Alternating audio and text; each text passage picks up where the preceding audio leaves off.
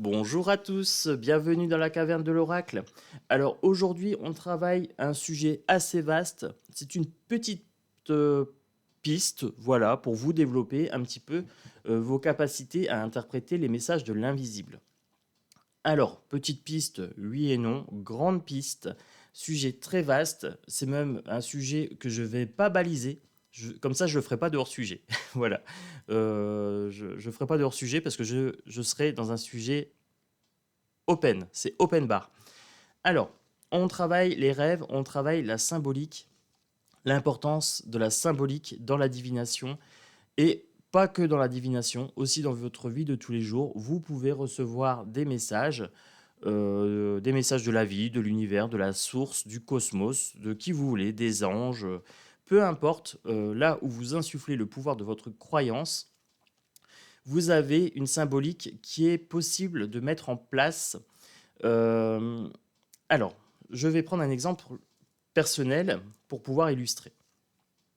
Sur mon autre chaîne, j'ai deux chaînes. Sur mon autre chaîne, j'ai proposé de travailler un petit peu avec les défunts, de servir de canal entre les défunts et les abonnés. Voilà, pour l'actualité et en général. Donc on me dit oui, oui, ok, travaille avec les défunts, il n'y a pas de souci, nous on te suit. Donc déjà, merci beaucoup de me suivre sur ce travail-là parce que ça me conforte dans l'idée que je peux y aller, que voilà, il y a des bonnes raisons de le faire. Et je demande un petit peu cette nuit, voilà, comment je peux faire pour faciliter la canalisation. Voilà, est-ce que je le fais en me connectant, en demandant par les acouphènes, en sachant que moi, j'ai pas toujours des messages très très clairs, c'est plutôt mon intuition, et puis j'ai une confirmation là. De temps en temps, j'ai quelques messages, mais c'est pas très parlant, souvent des cris, des choses comme ça. Et cette nuit, je demande et on me dit oui, et on me montre un oracle et un corbeau. Alors vous me direz, oui, c'est un rêve, voilà. Ben oui et non, parce que l'oracle, pour moi, c'est un outil, c'est une extension de mon être. Et le corbeau, pour moi, a la signification de messager des âmes, passeur d'âmes. Donc on m'a dit, Chronos, va chercher un oracle, ou deux, ou trois, voilà, va chercher des oracles avec des thématiques et des corbeaux. En ayant une connaissance fine des symboles, vous pouvez interpréter, par exemple via le rêve, des messages comme ça qui vous sont envoyés. Alors, est-ce que c'est votre inconscient? Est-ce que c'est vos guides? Est-ce que c'est les défunts? Voilà, je ne vous donne pas des vérités absolues. C'est à vous de vous faire une idée des croyances dans lesquelles vous voulez insuffler votre pouvoir. Moi, j'ai insufflé mon pouvoir dans les cartes et dans cette croyance qu'il y a un au-delà, qu'il y a quelque chose derrière la mort, une sorte de transformation d'énergie et qu'il y a un tout. Voilà, un tout, un cosmos, un pouvoir unique, une source de vie, quelque chose comme ça. Euh, et donc, via ce pouvoir que j'insuffle dans mes croyances, on peut me passer des messages. Donc là, je vais vous prendre différents jeux et vous montrer comment, en travaillant avec des oracles, mais ce n'est qu'un exemple limitatif, c'est non exhaustif, c'est-à-dire que vous pouvez l'appliquer à beaucoup, beaucoup de choses. Ce n'est pas que les oracles, ça peut être les livres, les vidéos YouTube, ça peut être dans la nature. Voilà, vous avez peut-être remarqué des règles générales qui s'appliquent à l'humain ou aux animaux, par exemple la transformation permanente des choses, la transformation toujours vers la dégradation, vers une dégradation de la corporalité, mais aussi une augmentation spirituelle. Voilà, prenez les connaissances qui s'offrent à vous par différents moyens, combinez-les, développez vraiment cette culture du symbole, ce qui va faciliter vraiment vos communications avec l'invisible, tout simplement. Je prends un exemple. Donc, je travaille avec le tarot onirique pour cet exemple, mais je vais vous en montrer d'autres. Là, vous avez Cernunnos. Cernunnos, c'est une symbolique Wiccan, donc Wiccan. C'est un petit peu la dame et le prince naturel, on va dire. Voilà. Là, on a une épée. L'épée, c'est le fait de trancher. Dans le tarot, l'épée, c'est également le mental, Le roi avec la couronne ici, c'est la maîtrise. Et ici, vous avez une corde de pendaison, c'est aussi la sentence, c'est le fait de juger. Et là, vous avez la mort ici. Voyez? Très très riche ce tarot au niveau symbolique. Il est vraiment conçu pour travailler avec les rêves. Vous avez un grand guide avec, à l'endroit, à l'envers pour la carte, en noir et blanc, avec une symbolique onirique, donc symbolique des rêves, onirique, très très riche. Voilà, donc si vous voulez travailler avec vos rêves, je conseille ce jeu-là. Alors je sais que Chantal, ça va lui parler. J'avais parlé récemment du film, de la série Netflix Sandman, Sandman. Sandman, c'était une série basée sur le prince des rêves, voilà, le seigneur des rêves. Donc là, pareil, beaucoup de symbolique. Quand vous regardez cette série, vous en apprenez beaucoup sur la symbolique. Et si vous avez déjà cette culture, vous vous y retrouvez. C'est pour ça que je vous dis que ça peut passer par différents canaux. Là, ça peut être une série, par exemple, télévisée. Je prends un autre exemple. Allez, la tour divine. Là, vous avez bien une histoire de destruction, vous avez une histoire de mort. Voilà. Alors, quand on regarde ça, on voit aussi une perle et une étoile. Voilà, symbolique. Un petit peu de message, de protection. On a une sorte de marée, quelque chose de stagnant. Voilà. La destruction vient parce qu'en fait, ça ne bouge plus, parce que ça stagne et qu'il y a vraiment besoin de faire table rase du passé pour pouvoir mettre autre chose.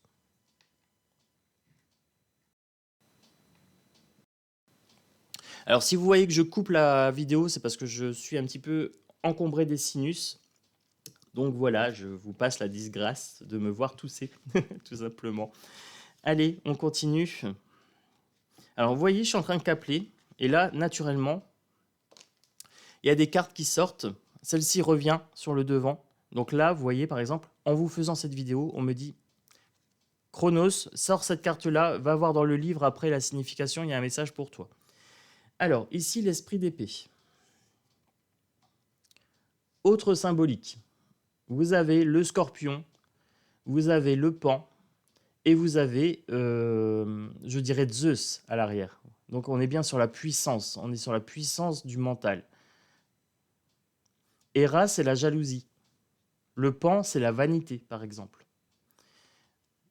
Donc quand vous avez cette carte-là, allez chercher, par exemple, sur Internet, la signification du pan, de la plume de pan, de la roue du pan, ce qui va vous permettre vraiment d'interpréter cette carte.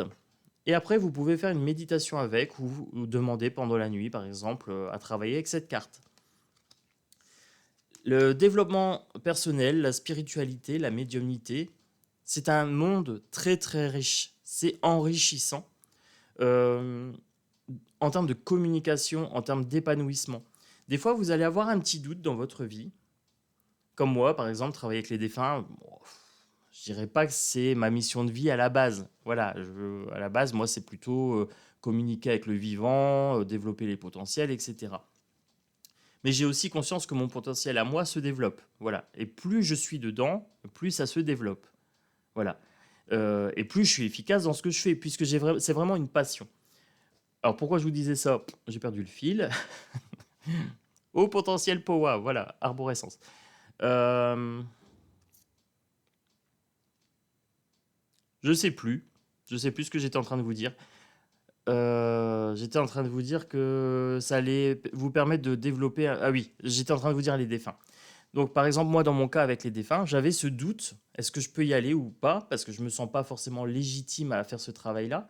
Mais en même temps, j'ai les capacités pour le faire. J'avais certaines peurs à la base. Donc, là, en demandant, j'ai eu un message clair, mais via des symboles. On m'a dit, passe par les tarots et les oracles, et passe par le corbeau. Voilà. Symbolique du corbeau, le passeur d'âme. Oui, tu es un passeur d'âme, mais ça te demande beaucoup d'énergie parce que pour l'instant, je ne l'ai pas encore développé. Et donc, du coup, on m'a donné un moyen, via un message symbolique dans le rêve, par des idées un petit peu envahissantes comme ça, ce bougeoir de corbeau, etc. Ça m'a vraiment travaillé. Voilà comment dans votre vie, Vous pouvez également recevoir des messages via les rêves, via des synchronicités, des idées un peu envahissantes. S'il y a une idée qui vient comme ça dans votre tête et que vous ne savez pas trop pourquoi, allez creuser. Il y a peut-être quelque chose à faire, il y a peut-être quelque chose à développer chez vous. Alors là, je vous ai montré le tarot onirique. Ça marche également avec d'autres choses. Ça marche avec les contes et les récits, la littérature, le Wonderland, là, Alice au pays des merveilles. Alors, quand j'ai présenté ce jeu, j'ai également dit que j'étais en train de lire le livre. Pourquoi ? Parce que tout simplement, en lisant le livre, j'enrichis ma bibliothèque symbolique. Allez, on continue. Alors, j'ai pas fini le livre, je suis à la deuxième partie. Le jeu est en anglais, ce qui n'est pas gênant en soi quand on est bilingue, ce qui n'est pas mon cas. Donc, le moyen détourné que j'ai trouvé, c'est de combiner mes connaissances du tarot avec les connaissances que j'acquiers en lisant le livre. Je prends la symbolique de l'un, je prends la symbolique de l'autre, et je fais un petit mélange. Voilà. Donc là, par exemple, le 4 de coupe. J'avais pas encore lu la symbolique de cette carte-là.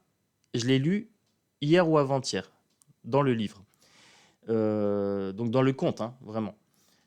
Là, on a la fausse tortue. C'est une fausse tortue. Alors, dans le livre, c'est une soupe à la fausse tortue. La fausse tortue, pourquoi ? Parce qu'en fait, les Anglais, à l'époque, aimaient bien manger de la soupe à la tortue. Mais ceux qui n'avaient pas les moyens, mangeaient ça avec du bœuf. Voilà. D'où une tortue avec une tête de bœuf. Là, dans le livre, vous voyez sur cette carte-là, dans le livre, cette fausse tortue est une créature triste. Elle est vraiment triste et un petit peu dépressive. Voilà, un petit peu même agressive. Et là, sur le 4 de coupe, vous voyez qu'elle refuse la coupe qui est tendue derrière par le dauphin. Elle préfère se concentrer sur les coupes qui sont dans l'eau. Donc elle loupe une opportunité. Vous voyez comment, avec la connaissance d'un livre, avec cette symbolique que j'acquiers, j'arrive à interpréter un jeu totalement en anglais en me passant du livre, dont je comprends que la moitié. Voilà comment vous pouvez, vous aussi, accéder un petit peu à ce domaine symbolique, à ce pays imaginaire, je dirais. J'en prends une autre. En ce moment, je suis dans le Wonderland. Alice au pays des merveilles, voilà. En ce moment, c'est vraiment le truc que j'ai à l'esprit. Je l'ai eu à l'esprit pendant un mois ou deux. Et je disais, oh ouais, mais non et tout. Et je trouvais pas le tarot qui me plaisait. Le tarot Disney me plaisait pas du tout. Écoutez votre cœur. Si ça vous parle pas, ne faites pas. Très simplement, on est dans quelque chose d'intuitif, ça doit vous faire plaisir. Ça doit vous éveiller votre intérêt, ça doit avoir du sens. Alors, quelle carte ? Ça, j'ai pas fini celle-ci. Donc je prends des cartes où j'ai fini le livre. Vous voyez comment les cartes me parlent vraiment par ricochet avec la lecture du livre. Là, vous avez le 8 de coupe, celle-ci, le petit cochon. En fait, dans le livre, c'est un bébé qui se transforme en cochon au moment où Alice le sort de la maison. Voilà. Et il y a une histoire avec une soupe, du poivre, etc. Ah, je ne vous raconte pas tout, hein. Si vous voulez savoir, il faut aller lire le livre. Mais vous voyez comment cette symbolique, en fait, vient dans l'interprétation de ma carte. Donc là, on me dit qu'elle part, le 8 de coupe, elle part. Elle s'en va de la maison un petit peu déçue quelque part.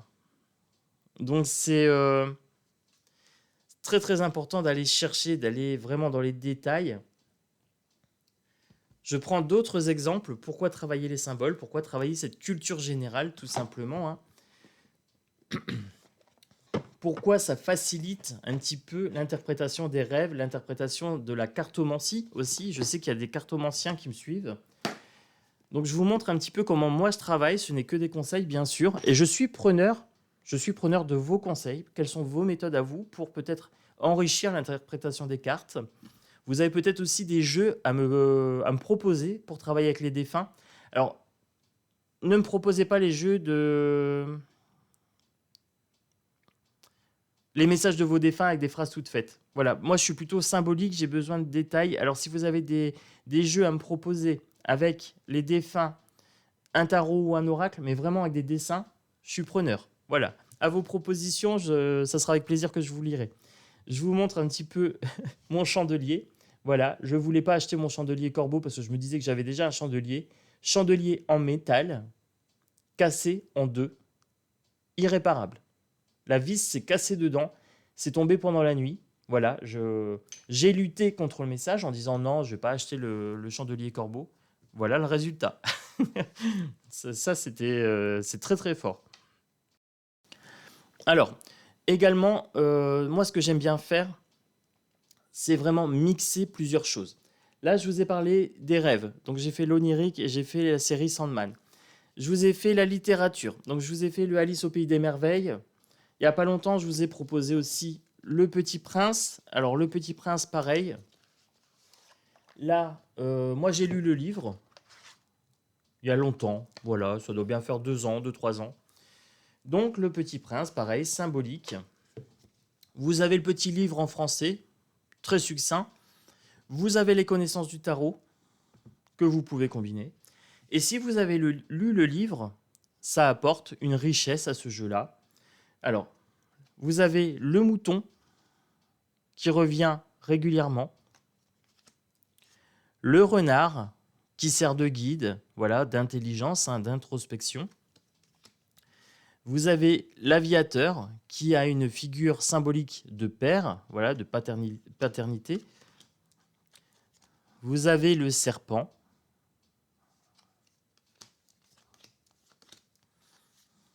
Alors, il y a la rose, mais je vais vous chercher vraiment... La rose, ici, on est un peu sur la fragilité, sur le côté unique. Mais je voudrais vous montrer vraiment une carte où la rose me plaît beaucoup. C'est la carte de la mort, voilà. Qui exprime la fragilité de la vie et en même temps sa beauté. Voilà. Et la transformation aussi des choses. Le fait de devoir aussi entretenir, insuffler de l'énergie, mettre des bons sentiments dans ce que vous faites. Vous voyez, quand vous allez enrichir votre symbolique, les cartes prennent une dimension toute différente. Cette carte qui peut paraître triste prend tout d'un coup son sens en disant oui, cette rose fragile, cette vie qui est la nôtre, hein, ces relations peut-être avec autrui, ces relations d'amour, hein, on parle bien d'amour, de limite de vénération de cette rose, si on ne l'entretient pas, elle va se faner plus rapidement. Voilà, les choses sont amenées à changer, on éprouve une certaine souffrance avec cette carte, mais en même temps, on se dit, il y a transformation. Vous voyez, la rose devient une constellation. Laissez parler votre intuitif. Ça apporte de la beauté vraiment à vos interprétations. Ça apporte un côté attrayant. Vous voyez ? Les amoureux avec la rose. La rose, c'est également les défunts. On dit que certains défunts, quand ils disparaissent, il y a une odeur de rose. Alors que les mauvais défunts, il y a une odeur de soufre. Voilà. Vous voyez, je passe sur beaucoup de choses parce qu'il y a vraiment beaucoup à dire et cette vidéo ne sera pas exhaustive, sincèrement. Parce que je ne vais pas vous faire quelque chose de trop lourd. Mais vous pouvez aussi tirer des significations dans certaines philosophies de vie ou dans votre religion. Peut-être que vous croyez aux anges, aux archanges, etc., au christianisme, au bouddhisme, musulman, etc., hindouiste, animiste. Vous pouvez trouver des jeux qui sont en lien avec votre culture religieuse également. Voilà. La médiumnité n'exclut pas la religion et la religion n'est pas un facteur obligatoire non plus de médiumnité, de clairvoyance. C'est ça qui est beau, c'est qu'en fait, on n'est pas dans l'inclusif. On n'inclut pas tel truc ou tel truc. On est tellement exclusif, on est tellement dans le tout que on n'a pas besoin d'inclure. Voilà, la médiumnité, la clairvoyance, c'est quelque chose de riche. Le rêve, c'est quelque chose de commun à chaque être humain. Les symboles, c'est quelque chose de commun à chaque culture. Chaque culture a des symboles différents, mais chaque culture a des symboles. Voilà. Prenez l'arborigène ou prenez l'oriental ou l'occidental. On a bien des cultures différentes. Je profite qu'on a l'Occident. On a des cultures différentes. Ouvrez-vous aux cultures qui vous parlent. Ne soyez pas trop enfermés dans des cases. Moi, je suis super curieux. J'adore tout explorer. Voilà. Il y a des choses dans lesquelles où je ne vais pas aller en profondeur parce que ça m'intéresse sans plus.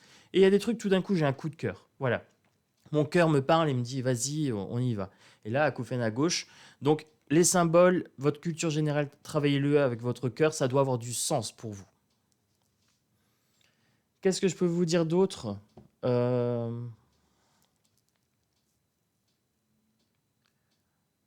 Ça peut être aussi sur les pierres, la lithothérapie. Voilà. On peut passer sur la lithothérapie. Ça a un symbole. Le cristal de roche est un symbole de clarté, de connexion spirituelle.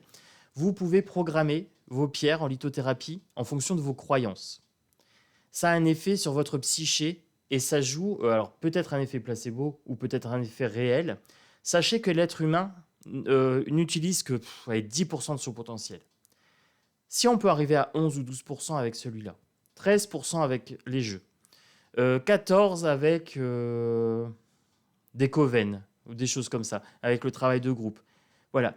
C'est ce qui fait que une personne sera considérée comme un médium et une personne comme une personne lambda. Voilà, je grossis un peu le trait. C'est est-ce que cette personne va chercher à développer les 90% restants? Alors, moi, je vais conclure la vidéo sur ça. Je vous ai parlé un petit peu des symboles, des rêves, de mon expérience personnelle là, avec l'histoire du corbeau, avec les défunts. N'hésitez pas, vous également, à partager en commentaire vos expériences personnelles, peut-être ces histoires de rêves, ces histoires de synchronicité, de chandeliers qui tombent, de messages un petit peu invisibles mais qui ont beaucoup de sens pour vous. N'hésitez pas aussi à me proposer des jeux sur les défunts. Je suis très très intéressé, mais pas des messages écrits. Vraiment, sur les cartes, je ne veux pas des messages écrits, je veux du symbolique. Donc s'il y a vraiment des choses avec les défunts, peut-être des tarots, des oracles, je suis preneur. Comme je sais que je suis suivi par des tarotophiles, vous avez peut-être des pistes à me proposer également. Abonnez-vous, likez, partagez. Plus on sera sur cette chaîne et plus il y aura d'expériences communes. Voilà, on pourra partager ensemble et on évoluera. Ça sera gagnant-gagnant. Donc n'hésitez pas à vous abonner. Moi, je vous souhaite un très beau week-end. C'est un week-end de 3 jours. Profitez pour travailler vos symboles. Profitez peut-être pour aller prendre du soleil. Là, je vois qu'il y a du soleil. Je vais aller marcher un petit peu. Je vais aller faire un câlin aux arbres. Moi, je vous souhaite des belles vibrations, une belle journée. Je vous dis à bientôt dans la caverne de l'oracle.